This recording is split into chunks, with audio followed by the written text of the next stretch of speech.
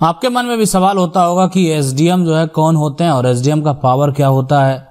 SDM के पास कब आपको जाना चाहिए। अगर आपका परिवार में किसी प्रकार का विवाद है तो आप एसडीएम के पास कैसे जाएंगे। अगर आपका जमीन का विवाद है तो आप एसडीएम के पास आपको जाना चाहिए या नहीं जाना चाहिए। किस विवाद में जाना चाहिए और किस विवाद में नहीं जाना चाहिए। बहुत तरह का विवाद भी होता है।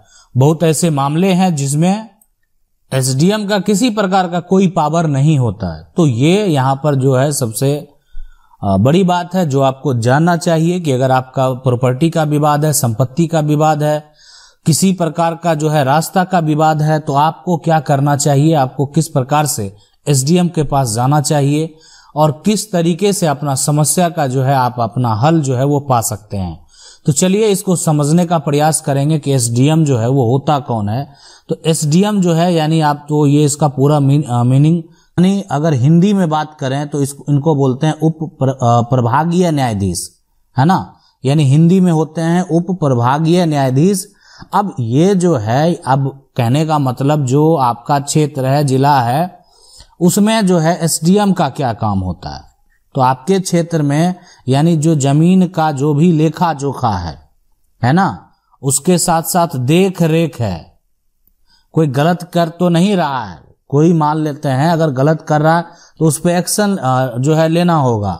और भूमि का जितना भी लेखा जोखा है, सरकार का भूमि हो या मान लेते हैं किसी का जो है निजी भूमि हो, या कोई ऐसे आपस में मारपीट तो नहीं कर लिया, है ना। कोई ऐसा तो किसी पे जो है एक तरह से परेशान किसी व्यक्ति को कोई तो नहीं कर रहा है। तो बहुत ऐसे, या तहसीलदार जो है, जो सर्कल ऑफिसर है, जो कर्मचारी है, वो गलत तो नहीं कर रहा है। जो राजस्व के अंचल लेवल पर जो कर्मचारी हैं, अंचलाधिकारी हैं यानी सीओ, और जो उसके कर्मचारी हैं, है ना, क्या वो जो है वो गलत तो नहीं कर रहे हैं। तो बहुत तरह का जो है देख रेख होता है, वो एसडीएम को करना पड़ता है, वो उसमें एसडीएम का पावर होता है, ठीक है। और सिर्फ इस जो है यहाँ पर बात करें पावर का अगर, तो ऐसा नहीं है कि सिर्फ जो है यहाँ पर इसी मामले के लिए जो है इनको दिया जाता है। और भी जो भी ऐसे जो है आपराधिक मामले हैं, है ना, किसी चीज का लाइसेंस जारी करना हो या कोई अन्य काम हो, कोई आपराधिक मान लेते हैं जो कोई क्राइम हुआ है, तो उसके लिए भी जो एसडीएम यानी जो एसडीएम को जो है वो पावर दिया जाता है ताकि वो जो है न्याय कर सकें। अब जैसे मान लेते हैं जो भी जिला में बड़े अधिकारी हैं, जैसे जिला मजिस्ट्रेट हैं, तो जिला मजिस्ट्रेट जो है वो जिला में एक तरह से प्रशासनिक व्यवस्था बनाए रखने के लिए, जिला में शांति बनाए रखने के लिए जिला मजिस्ट्रेट का मेन कार्य तो यही होता है कि जिला में जो है वो शांति बनाए रखें। अब समझ सकते हैं कि अगर कोई जो है यहाँ पर एसडीएम है, सब डिविजनल मजिस्ट्रेट है, तो उनका काम है कि वो उनकी सहायता करना, मतलब उनके सपोर्ट के लिए ये है ताकि वो जो कार्य देंगे और ये उनको जो है एक जिम्मेदारी के साथ निभाने का काम करेंगे। अब यहाँ पर जो है सवाल ये उठता है कि एसडीएम कोर्ट जो है वो क्या होता है। देखें, जो अधिकारी हैं, मजिस्ट्रेट हैं, तो ये इनका जो एक तरह से ये इनको भी जो है कानून व्यवस्था को बनाए रखना है। किसी प्रकार का कोई विवाद हो जाता है, मान लेते हैं कोई मकान बना रहा है, उसको रास्ता जो है यानी कोई नहीं दे रहा, करने वाला करता ही है कि रास्ता नहीं दे रहा है, उसको रास्ता जो है यानी अब वो रास्ता जो है, अब 2 आदमी मकान बनाएगा, ठीक है, तो उसके लिए अब ये प्लॉट है, अब एक मकान इधर बना रहा, तब ये अगर इस साइड रास्ता जो है इसके लिए छूट रहा है ना, इस साइड, तो अपोजिट में जो मकान बना रहा है वो अगर रास्ता नहीं छोड़े, ताकि उसको हो सकता है कि कॉर्नर से कहीं रास्ता हो, लेकिन रास्ता तो उसको भी छोड़ना होगा। नक्शा जो पास किया जाता है इसमें यही सब देखा जाता है। अब बहुत लोग क्या करते हैं कि नक्शा पास करवाने समय क्या करते हैं, रास्ता को छोड़ देते हैं और उसके बाद जो है उस रास्ता को कैप्चर करने में लग जाता है। उनको लगता है ये जमीन तो हमारी है, हम उधर जो है एक तरह से आगे से अपना रास्ता निकाल ही लेंगे। तो ये सारा समस्या है। तो ऐसा समस्या अगर एक तरह से समाज में होता है ना, जिला में होता है या उस क्षेत्र में होता है, तो आप जाएंगे कहाँ? आप एसडीएम के पास जाएंगे और एसडीएम जो है यानी के पास जैसे ही आप आवेदन करेंगे, है ना, तो यानी आपका जो सुनवाई होगा वो एसडीएम कोर्ट में होगा। यानी दोनों पक्ष को क्या कर दिया जाएगा, नोटिस कर दिया जाएगा।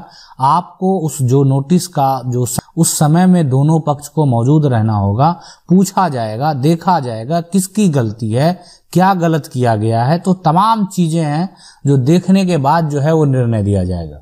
तो ये होता है एसडीएम कोर्ट।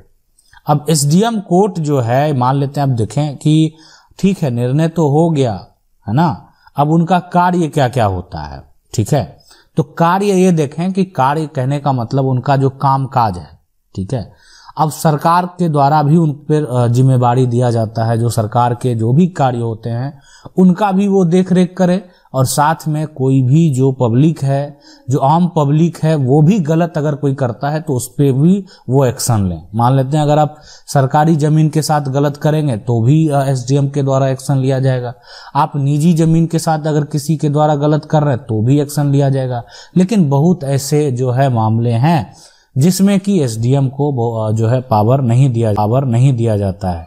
अब सवाल ये होता है कि एसडीएम कोर्ट ठीक है आप चले जाते हैं, लेकिन आप यहाँ पर संतुष्ट नहीं है, फैसला गलत दे दिया गया, तो क्या करेंगे। देखें, फैसला अगर गलत दे दिया गया तो आप एसडीएम के जो फैसले हैं उसको आप जो है जिला कलेक्टर के पास जो है, यानी आप जाएंगे जिला, है ना, और यानी कलेक्टर के पास, और वहां पर उसको चैलेंज दे सकते हैं, ताकि अगर आप उस फैसले से संतुष्ट नहीं है तो। देखें, जमीन विवाद में भी एसडीएम के बहुत सारे कार्य होते हैं। अगर आपका रास्ता का विवाद है, या मान लेते हैं कि आप जो है आपके जमीन को कोई आकर जबरन कब्जा कर रहा है, अभी कर रहा है, ऐसा नहीं कि बहुत लंबे समय से कब्जा किया हुआ, आपके साथ अगर मान लेते हैं कोई फ्रॉड किया, बहुत तरह की बातें हैं, आपके साथ अगर कोई मारपीट किया, तो तमाम चीजें जो है उसके लिए आप जो है एसडीएम के पास जा सकते हैं। और ये सभी कार्य जो है इनको देखना रहता है, ये विभाग इनको दिया जाता है ताकि उस पे वो सुनवाई कर सकें।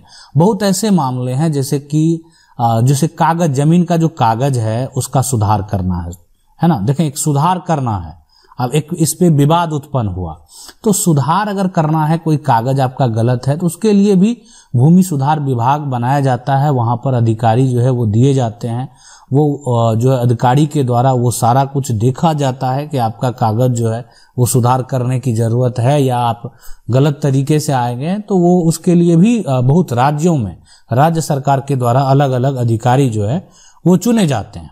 लेकिन यहाँ पर जो है एसडीएम का जो कार्य, तो उस तरीके से जो है वो कानून बनाए जाते हैं। और तमाम जो है सरकार का, मान लेते हैं कि इलेक्शन के समय हो, यानी चुनाव के समय हो, या कोई मान लेते हैं अन्य अगर कोई किसी तरह का जो है एक तरह से जिला में जो है भगदड़ की है या अशांति व्यवस्था का किसी प्रकार का कोई सूचना है, तो उस केस में जो है एसडीएम को सरकार के द्वारा जिम्मेवारी दिया जाता है ना। या किसी प्रकार का आपदा भी अगर होता है तो सरकार के द्वारा जो है वो एक जिम्मेवारी दिया जाता है। किसी प्रकार का अगर योजना, मीटिंग, रैली अगर किसी जो है एक तरह से लोकसभा या राज्यसभा के कोई सदस्य हैं, है ना, तो उनको अगर किसी प्रकार का कोई एक तरह से रैली करना है या किसी प्रकार का कोई मीटिंग करना है, तो उसमें भी एसडीएम को उस प्रशासनिक व्यवस्था को बनाए रखने के लिए आदेश दिया जाता है। तो ये सभी चीजों को जो है उनको देखना होता है, ये उनका कार्य होता है, और इस पे वो जो है एक तरह से कार्य करते हैं। अब सवाल उठता है कि भूमि अधिग्रहण में जो है एसडीएम की क्या भूमिका है, कैसे मुआवजा दिया जाता है। देखें, भूमि अधिग्रहण का मतलब होता है ये जमीन है, और ये जमीन जो है आपका किसी कारणवश जो है सड़क, जो पहले सड़क इस प्रकार था, अब सड़क जो है चौड़ा कर दिया गया, तो अब ये जमीन जो है आपका इतना ये सड़क में जो है यहाँ पर आ गया, तो अब ये जमीन जो है यानी अधिग्रहण किया जाएगा, और इसीलिए जो है इसके लिए कानून है। अब आपको जो है जो एक तरह से अधिग्रहण अगर किया जाएगा तो इसके लिए आप जो है आपको पैसा दिया जाएगा।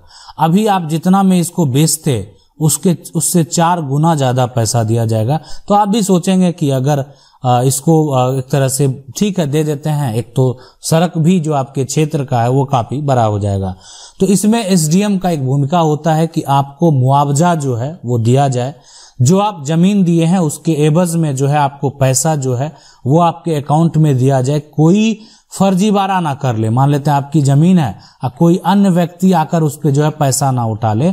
तो इसीलिए तमाम जो आप डॉक्यूमेंट है उसको देखने के बाद, उसके बाद वेरीफाई कराने के बाद, वो जमीन का मुआवजा जो है वो आपको प्राप्त होगा। तो इसीलिए जब भी जमीन जो है खरीदें किसी से तो दाखिल खारिज जरूर करा लें, कि भविष्य में अगर मान लेते हैं अगर आपको मुआवजा का ही बात है तो अगर आपका दाखिल खारिज नहीं रहेगा तो फिर आपको मुआवजा लेने में भी उस समय दिक्कत होगा। लेकिन ऐसा नहीं है, अगर आपको उस समय नहीं भी मिलता है, आप बाद में भी जो है जमीन का दस्तावेज को लाते हैं तो उस जमीन का मुआवजा आप प्राप्त कर सकते हैं। आशा करते हैं वीडियो अच्छा लगा होगा। वीडियो को लाइक जरूर कर दें। चैनल को पहली बार देख रहे हैं सब्सक्राइब करके जो बेल आइकन है उसको जरूर दबा लें।